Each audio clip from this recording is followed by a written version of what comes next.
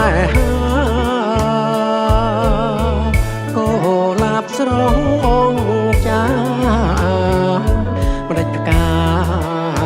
ដងក្នុងព្រៃបងឃើញអូនងូតទឹកស្ទើរតែភ្លឹកស្មារតីលួចស្រឡាញ់ត្រស្រីក្នុងន័យស្រឡាញ់ស្មោះលួចស្រឡាញ់ស្រស់ស្រីក្នុងន័យស្រឡាញ់ស្មោះកែវអង្គុយម្នាក់ឯងរលែងនឹងទឹកជ្រោះរៀមបងចង់ស្គាល់ឈ្មោះតាពីរុងយ៉ាងណាអោកុលាបមួយតងរៀមបងចង់ស្នេហាសូមកុលាបមេត្តាចិន្តារៀមបងផងសូមកុលាបមេត្តាចិន្តារៀមបងផង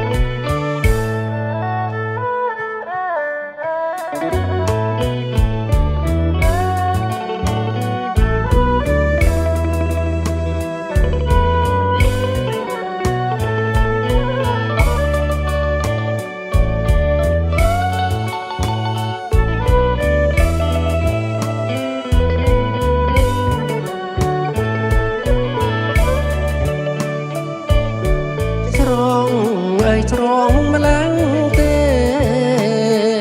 ឲ្យរៀមបងស្នេហាក៏លាបស្រងអង្គចា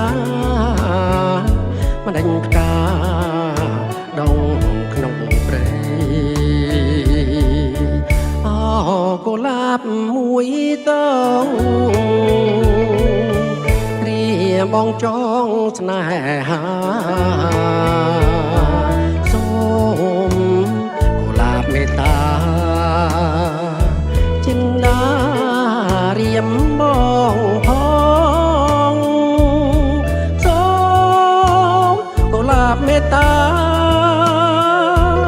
ចិន្តារៀមបងផងកែវអង្គុយម្នាក់នឹងទឹកជ្រោះត្រៀមបងចង់ស្គាល់ឈ្មោះតាពីរុងយ៉ាងណាអូកុលាបមួយតងត្រៀមបងចង់ស្នេហាសូមកុលាបមេត្តាចិន្តារៀមបងផងសូមកុលាបមេត្តាចិន្តា